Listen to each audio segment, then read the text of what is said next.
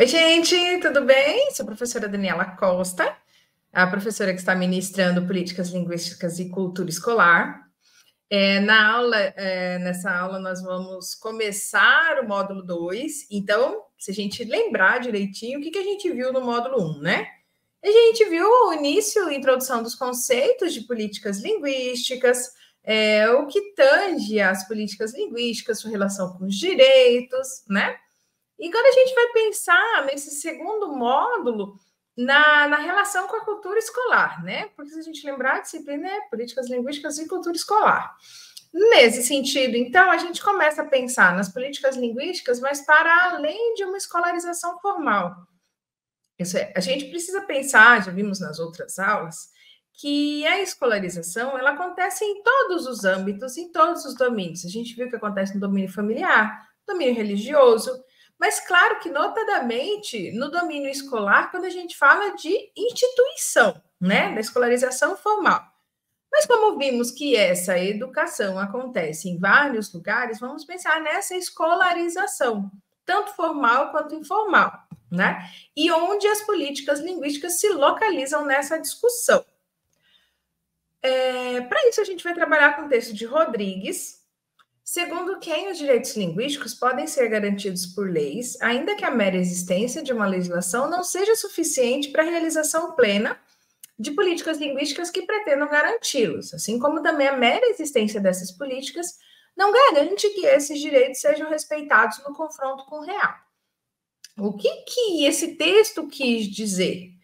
A gente precisa que os direitos linguísticos sejam garantidos por lei, isso é muito importante. Então, só que pensar que esses direitos linguísticos garantidos por lei sejam suficientes para se garantir a realização das políticas linguísticas para garanti-los, ainda não é suficiente.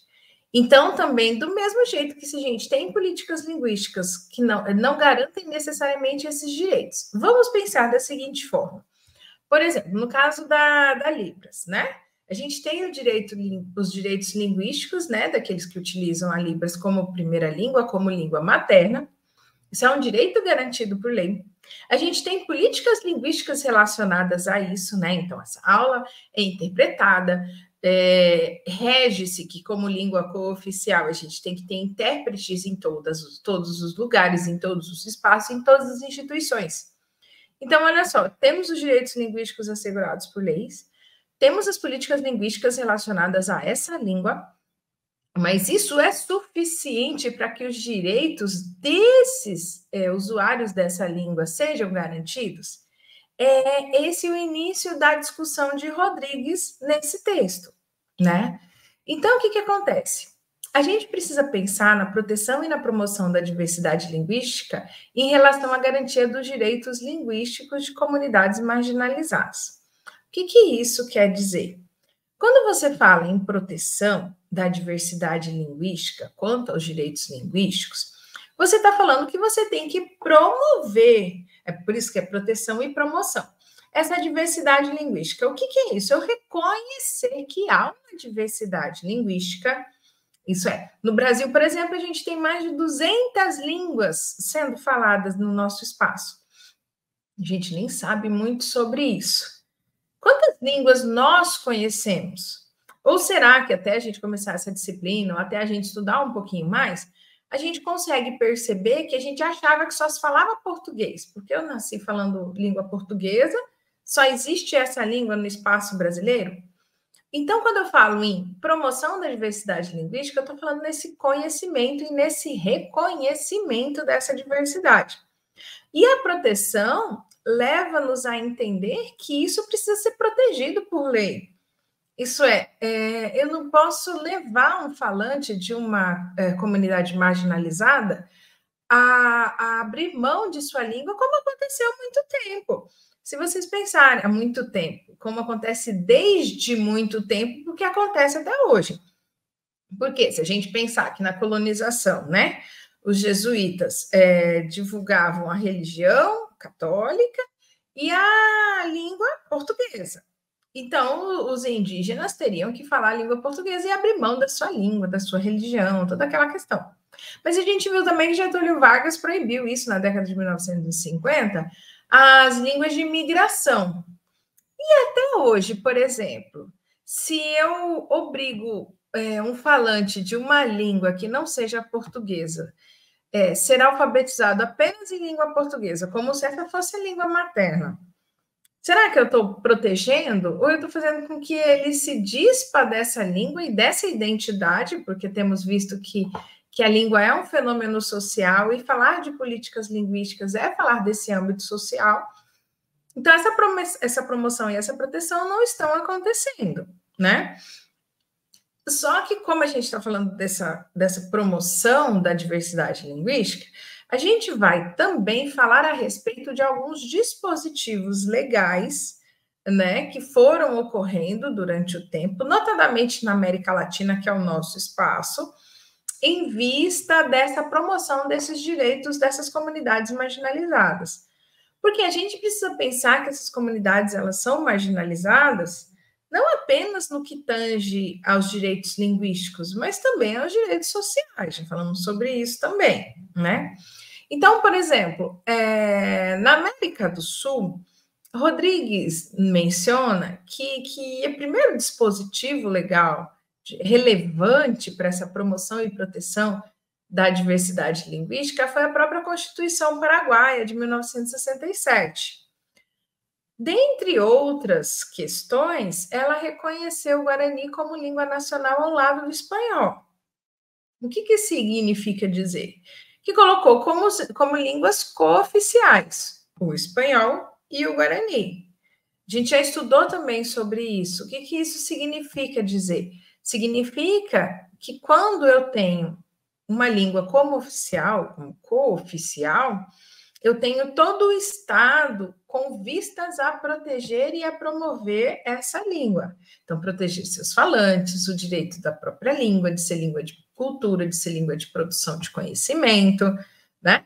Então, se a gente pensar, em 1967, já há bastante tempo isso aconteceu, há mais de 70 anos, né? 70 anos, mais ou menos. Então, o que você tem? A gente tem já uma história de promoção e proteção dos direitos linguísticos na América Latina, né? E no Brasil, o que acontece, né? Quais são as datas relevantes que o texto nos traz? Tanto em 1988, a Constituição Brasileira, não sei se vocês conhecem, lá no artigo 5º a gente menciona, né, o direito à educação, direito à saúde, o direito à família, né, que tem que ser protegidos, né, pela família, pelo Estado e pela sociedade. Quando o autor menciona que na Constituição toca-se o tema da promoção e da diversidade linguística, que não está assim, os direitos linguísticos dos brasileiros. Mas quando você fala em promoção de direitos, direito à saúde, direito à educação, né, direito a todas as instituições, à justiça, você está falando também de direitos linguísticos, porque como você vai conseguir acessar o seu direito à educação se na escola não se considera uma língua diversa da língua portuguesa? Como é que você vai acionar a saúde se na unidade básica de saúde familiar lá do seu bairro eu não tenho um intérprete de Libras, ou eu não tenho alguém que fale a língua indígena daquele lugar? Como é que você vai registrar uma criança? Né? Não sei se vocês acompanham, tem horas que a gente vê no noticiário crianças indígenas sem registro, sem nenhum atendimento, simplesmente por quê? Porque os pais não falam a língua portuguesa e não conseguem ter acesso a esse direito básico. Porque se a gente pensar, gente, se você não tem CPF, você é um cidadão invisível. As políticas públicas não te alcançam, a educação formal não te alcança, a saúde pública não te alcança. Imagina essa situação. Então, em 1988, isso começou a ser tangenciado, se a gente parar para pensar sobre isso. Em 2002, a gente já teve uma ascensão desses direitos linguísticos quando começou-se a cooficializar as línguas indígenas ou línguas de imigração em nível municipal. O que isso quer dizer? Você tem lá no seu município, a gente sabe que os municípios, a gente tem mais de 5.500 municípios, né? Os municípios, eles são muito heterogêneos, né? A depender da região em que você está, do estado que você está, você tem questões muito específicas desse lugar. Então, pensem, por exemplo, em Mato Grosso do Sul, né? Sede da nossa Universidade Federal. Em Mato Grosso do Sul, a gente tem em Miranda a língua terena de sinais, né? Que é cooficial. A gente tem Itacuru também, o Guarani, né? Então, a gente tem línguas cooficiais em nível municipal, por quê? Porque esses municípios lidam de modo diferente, porque tem constituições sociais, socioeconômico-culturais diversas também, né? Então, em 2002, a gente começou essa cooficialização de línguas em nível municipal. Então, cada município tem esse direito, né, legal, de cooficializar uma língua. E em 2005 também foi um grande marco mencionado pelo texto, que foi a legalização da língua brasileira de sinais, da Libras. Então, em 2005, na lei, né, de 2005, oficializou-se, legalizou-se a língua brasileira de sinais. Então, lembrando, quando a gente está legalizando, a gente está cooficializando, autorizando essa língua a coexistir, não apenas no sentido de existência, mas de resistência, de promoção e de proteção, né? Então, essas questões começaram a emergir lá em no finais da década de 1990 e a repercutir em dispositivos legais a partir dos anos 2000, como a gente está vendo aqui, né? Mas tudo isso tem uma história. Segundo o texto, em 1948, quando a gente fala em direitos linguísticos na legislação internacional, a gente teve a Declaração Universal dos Direitos Humanos, que foi um grande marco para a promoção dos direitos. Lógico, se a gente pensar, foi no período entre guerras, né? Essa Declaração Universal dos Direitos Humanos, ela foi assinada pela Organização das Nações Unidas em Paris, na França. Então, o que isso trouxe? Trouxe a visibilização desses direitos dos homens em todos os lugares onde eles estivessem. Então, a promoção de direitos foi, de fato, textualizada, né? A proteção, a garantia desses direitos foram acontecendo, né, a partir muito dessa Declaração Universal dos Direitos Humanos. Então, o que o texto nos diz é que, a partir dela, né, além dela, dessa declaração, outros ordenamentos foram produzidos em território europeu sob os efeitos da Segunda Guerra Mundial, tendo como principal objetivo proteger as minorias nacionais europeias de políticas de segregação e perseguição, como as que haviam padecido recentemente com o nazismo. Então, o que acontece? Depois da Segunda Guerra, lembra lá, guerra, né? Aí destrói aqui, destrói acolá, e aí você tem, assim, imigração de grandes grupos humanos. Então, você tem um país inteiro saindo do seu espaço e procurando refúgio em outros lugares. Então, você teve essa movimentação. E a gente sabe que o continente europeu é muito como que eu vou te dizer? É muito perto, né? Um lugar do outro, é muito fácil a transição, até mesmo a pé, né? Dependendo da situação em que você se encontre. Então, essa migração acontecia muito no continente europeu, né? Especialmente depois da Segunda Guerra, com, né, nações dizimadas e tudo mais. E esses ordenamentos visavam a quê? Visavam proteger essas minorias nacionais europeias de políticas de segregação e perseguição. Então, por exemplo, vocês pensem num grande grupo ucraniano, né? Se locomovendo para outros países, como Alemanha, Itália, né? Como a gente tem visto. E aí você chega num país diferente, com uma língua diferente. A segregação pode acontecer, né? E a depender das políticas, da perspectiva político-ideológica que domina aquela nação, isso tem mais chances ainda de acontecer. Porque havia acontecido há pouco tempo, nesse período aí, a segregação com o nazismo, porque a gente tinha a raça ariana, né, que dominava, que era superior, todas as diferentes eram subjugadas, notadamente a comunidade judia, né? Então, o que, que você teve? Segregação, não reconhecimento, até mesmo de direitos. Quando a gente fala de direitos linguísticos, não estamos restringindo apenas aos linguísticos, mas a todos os demais relacionados à vida, à proteção, à segurança dessas populações, né? E para entender a questão dos direitos linguísticos, no texto a gente traz uma noção do Rummel, na verdade, de pensar se esses direitos linguísticos eles são individuais ou coletivos. Para isso, a gente precisa pensar nas funções da língua. Quando eu falo em direitos individuais ou coletivos, o que eu quero dizer? Os direitos linguísticos, eles tangem ao falante, isso é, o direito linguístico é meu para que eu possa utilizar essa minha língua, ou os direitos linguísticos, eles são coletivos da comunidade, da própria língua. Aí a gente precisa pensar nas funções da língua, segundo o texto, que é uma noção de Rummel de 2003. Por quê? Porque dentre as funções da língua, a gente tem a expressão e a comunicação. O que, que isso implica? Implica dizer que tanto a língua tem a função de expressão, eu expressar meus sentimentos, meus conhecimentos, os meus pensares, as minhas ideias, as minhas tradições, as minhas crenças, né? Então, eu como indivíduo. Mas também uma das funções, outra função da língua é a comunicação.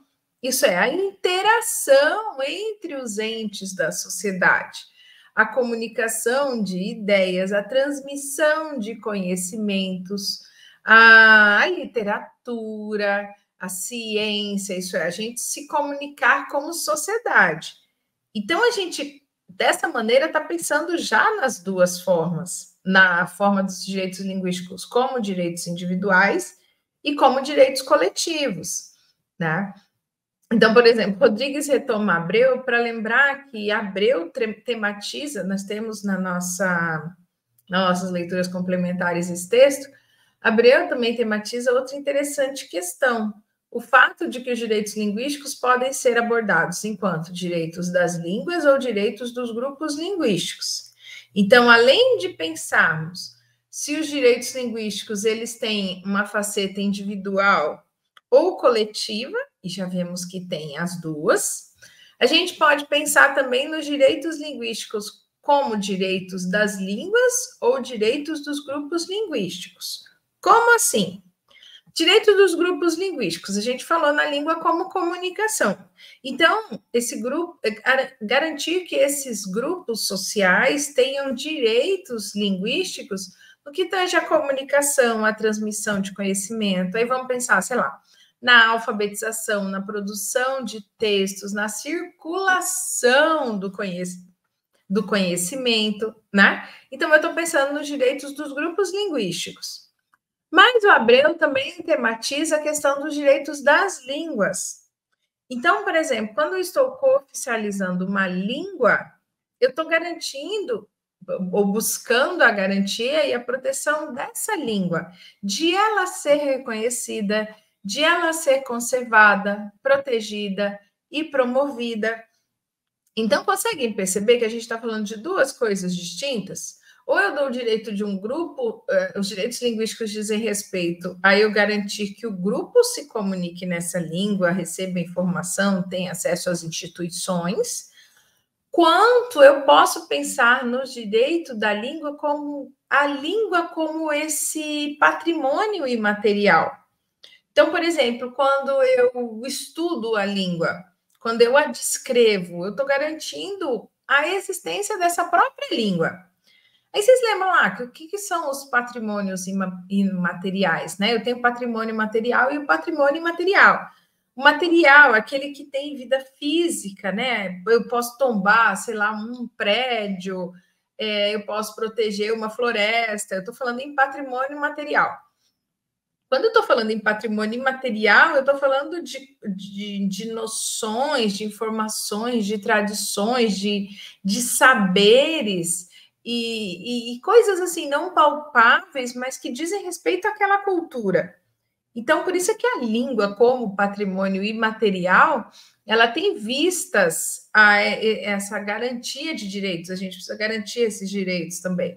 Então, a gente já viu, pode garantir direitos individuais e coletivos, pode garantir direitos de grupos linguísticos ou das próprias línguas, né? E aí nós vimos lá, por exemplo, em 1948, a Declaração dos Direitos Humanos, né, que começou a garantir os direitos linguísticos. Vimos também que depois da Segunda Guerra, notadamente, começou-se a buscar uma maior garantia dos direitos linguísticos, né, pelos Estados nacionais, para proteger, né, aquelas grandes comunidades que precisavam se locomover. Mas no texto a gente lembra que na formação, essa contradição dos Estados nacionais, né?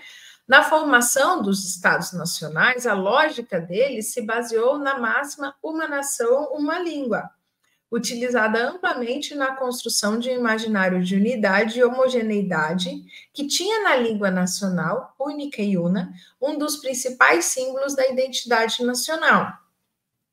Por quê? Porque a gente tem o entendimento, ou os estados nacionais têm esse entendimento, que para você ter uma unidade nacional, você tem que ter uma língua, adotar uma língua. Todo mundo fala a mesma língua, todo mundo se comunica da mesma forma, e eu tenho a união dessa sociedade, né?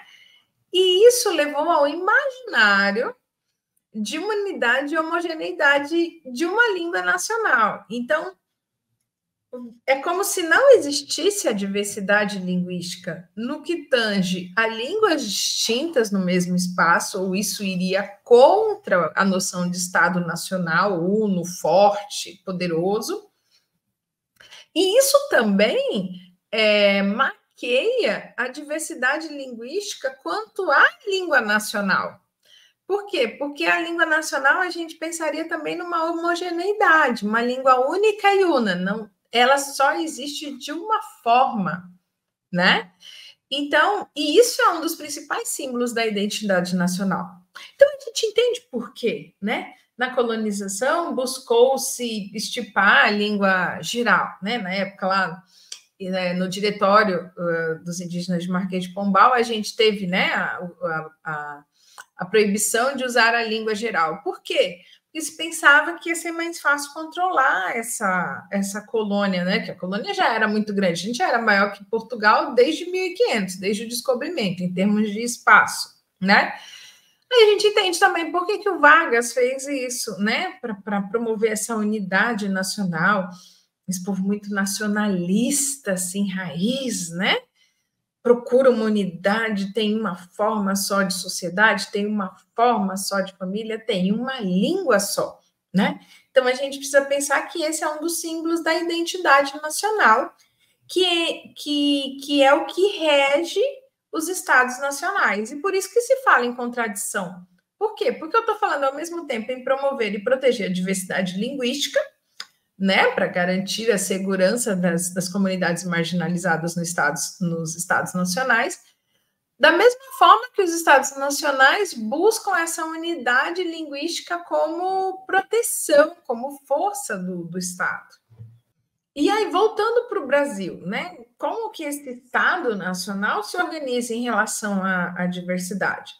A gente viu que os direitos linguísticos foram, assim, pincelados pela Constituição de 1988, começaram a surgir dispositivos legais no início, né, dos anos 2000, e só que teve um grande evento também que marca esses direitos linguísticos aportando no Brasil, segundo o texto, que foi em 2016, em Foz do Iguaçu, no Paraná, um evento organizado pelo Departamento do Patrimônio Imaterial do IPHAN, daí a gente entende por que o Departamento de Patrimônio Imaterial do IPHAN se interessa, né, na língua como patrimônio imaterial, e pela Diretoria de Relações Internacionais do Ministério da Cultura, em parceria com a Universidade de Integração Latino-Americana, a UNILA, a Itaipu Nacional e a Secretaria-Geral Ibero-Americana, CEGIB, Elas juntas promoveram o Seminário Ibero-Americano de Diversidade Linguística.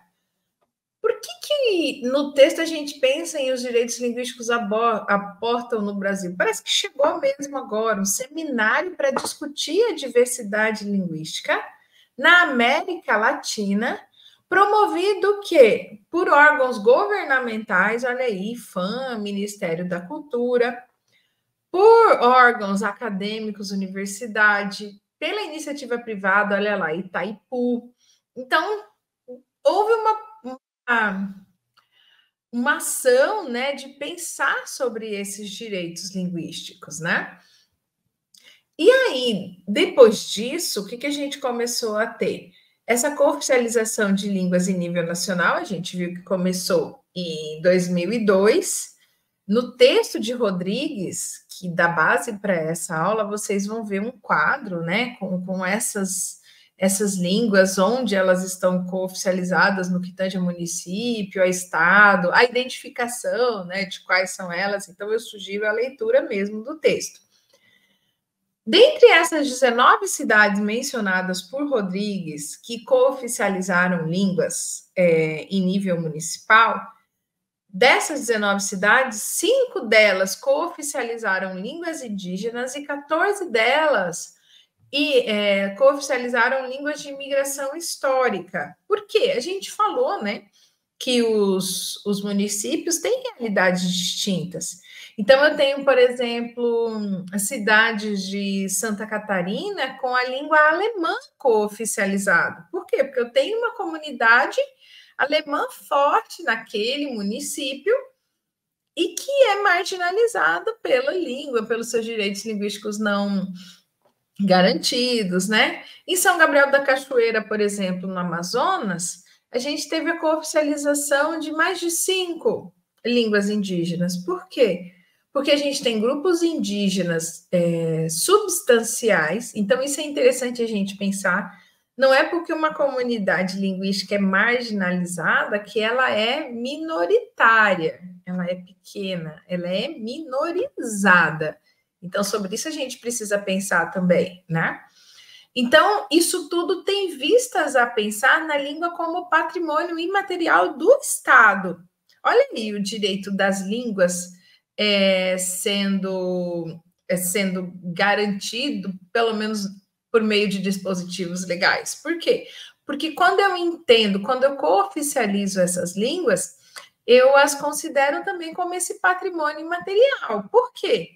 Porque ela não é uma forma de expressão e de comunicação de saberes, de crenças, de culturas, de uma diversidade que compõe a nação brasileira, né? Por exemplo. E aí, o que o texto pondera, né? Que essa estratégia de cooficialização em nível municipal tem se constituído numa tentativa de reconhecer o lugar dessas línguas outras no espaço do Estado Nacional. Então, nesse sentido, a legislação tem adquirido um papel protagonista entre os instrumentos de planejamento de políticas linguísticas e na gestão de línguas e do plurilinguismo no Brasil. Então, o que acontece? Quando você cooficializa, é uma estratégia de reconhecimento dessa língua. Por quê? Porque às vezes eu estou tão alheia a essa realidade minha local que eu nem percebo isso. Então, esse reconhecimento ajuda o quê? A visibilização dessas línguas. Com a legislação se movimentando, e a gente vê que isso tem acontecido a partir da perspectiva das próprias sociedades, né, que se sentem minorizadas, elas vão buscando uma organização, buscando apoio para garantir essa legislação em prol dos direitos linguísticos. De modo que essa legislação tem garantido um papel protagonista para quê? Como instrumento de planejamento de políticas linguísticas e de gestão de língua. A gente viu isso lá no módulo 1. Por quê? É um instrumento de planejamento de políticas linguísticas. Quando você cooficializa uma língua, você tem que ter políticas linguísticas para a promoção, para a proteção e para a divulgação dela, né? Então, por isso é que se torna um instrumento para isso. Na gestão de línguas, né? Como lidar com isso por meio do Estado e do plurilinguismo no Brasil. Então, é um instrumento para a gente pensar esse plurilinguismo. Ora, se eu chego ao ponto de cooficializar uma língua, eu preciso reconhecer essa diversidade e agir a partir desse reconhecimento, né? Só que, se por um lado a gente fala sobre a necessidade de reterritorialização, por quê? Se por um lado a noção de direitos linguísticos tem sua origem e sua divulgação, né, sua difusão a partir do continente europeu, nós vemos isso, e se por outro lado nessa origem encontra-se uma relação direta com as formas de controle do Estado Nacional, a gente também viu isso sobre as minorias marginalizadas, não podemos desterritorializar essa noção sem reterritorializá-la. O que é isso? O que é territorializar? A gente botar no território. Isso é, a gente precisa entender que a noção de direitos linguísticos partiu do Estado Nacional, que tinha vistas a garantir a diversidade, mas a gente viu que isso é uma contradição, porque o que o Estado Nacional quer é fazer o controle para quem? Vista de uma língua una, de uma unidade, né? Então, por isso que a gente precisa botar em outro território. Isso é, tira desse espaço inicial e coloca em outro. E outro território, eu não estou falando só em termos espaciais, eu estou falando também em termos ideológicos, né? Por quê? Porque a gente precisa territorializar essa discussão a partir, por exemplo, da América Latina, desses grupos todos silenciados. E aí pensar sobre os direitos linguísticos sob essa nova perspectiva, né? Porque a gente está falando em democracia. Então, lá, Rodrigues menciona Boaventura de Souza Santos, que defende que todo processo através do qual relações desiguais de poder se transformam em relações de autoridade compartilhada, em casa, na escola, no sindicato, na rua, na fábrica, no espaço político, no espaço mundial. Ou seja, a democracia é um campo enorme de democratização. Não há democracia, mas democratização. Então, o que é a democratização? A democratização é todo esse espaço em que você tem autoridade compartilhada, em todos esses espaços.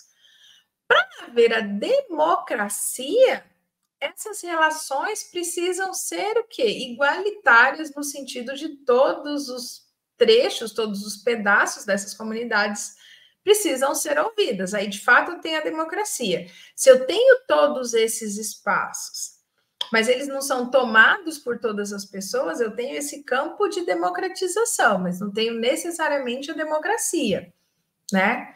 Então, segundo o Souza Santos, a gente está falando de um fascismo.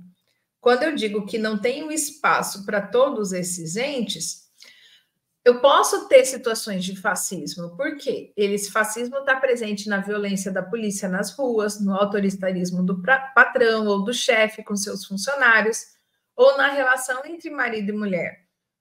Por isso, o autor considera que podemos dizer que vivemos em sociedades politicamente democráticas e socialmente fascista. Em que sentido? Eu tenho a democracia porque eu tenho espaços plurais, mas eu tenho esse fascismo que às vezes o próprio Estado me inibe de ter acesso aos meus direitos, ao meu lugar de fala. Então, fala na empresa, fala em casa. Será que todo mundo tem o mesmo espaço, o mesmo lugar de fala em casa, marido e mulher? Será que patrão e empregado têm o mesmo espaço? Claro que tem a hierarquia, mas será que esse empregado está sendo ouvido? Na rua, será que a polícia trata todo mundo igual? Então, é sobre isso que ele menciona. Então, e ele inclusive traz a noção de fascismo social. O que seria esse fascismo social? A capacidade que alguns grupos sociais têm, com grande poder social e econômico, de exercer direitos de veto sobre as oportunidades de vida dos que estão mais abaixo, que dependem de sua benevolência, de sua filantropia, de sua disponibilidade para ajudar ou não ajudar, porque eles não têm capacidade de exercer seus direitos devido à desigualdade de direitos. Então, todos são iguais perante a lei. Ok. Será que são mesmo? Ou será que você precisa de muito mais coisa para acessar os direitos do que outros grupos sociais? Então, segundo o texto, quando um grupo social pode bloquear os direitos de outro, eu estou tendo fascismo social, né? Então, como que estão essas línguas no Brasil contemporâneo entre a democracia e o fascismo? A visibilidade e o valor que se atribui à diversidade linguística e, por conseguinte, aos direitos linguísticos obedece a fatores políticos e, portanto, ideológicos. É isso que a gente viu aí. Nesse sentido, uma pesquisa que tenha como objeto algum desses elementos, diversidade e ou direitos linguísticos, não é apenas reveladora da posição que neles ocupa o sujeito pesquisador que a realiza, mas principalmente das demandas e requerimentos impostos à sociedade, de modo geral, e a esse sujeito de modo específico pelas condições de produção. Então, o que acontece? A visibilidade e o valor da diversidade linguística diz respeito a fatores políticos e a fatores ideológicos, porque a gente tem política e ideologia sempre juntos, né? Então, como é que o Estado vê isso? Como é que a comunidade vê isso e cobra esses direitos linguísticos? Então, quando a gente vai pesquisar isso, a gente também tem um lugar político e ideológico, inclusive, acerca do tema. Mas também precisa pensar nessas demandas, com o que a sociedade está pedindo? O que eu preciso fazer? Quais demandas sociais eu preciso atender? Aí a gente está pensando em direitos linguísticos, em democracia e em fascismo. Então é isso, essa primeira aula do módulo 2, o texto aí, ó, Fernando Rodrigues, a noção de direitos linguísticos e sua garantia no Brasil, entre a democracia e o fascismo. Leiam o texto, como eu falei, né? Tem os quadros lá das línguas cooficializadas, com mais informações. Assistam a videoaula quantas vezes for necessário, façam as atividades e a gente se vê na unidade 2. Tchau, tchau.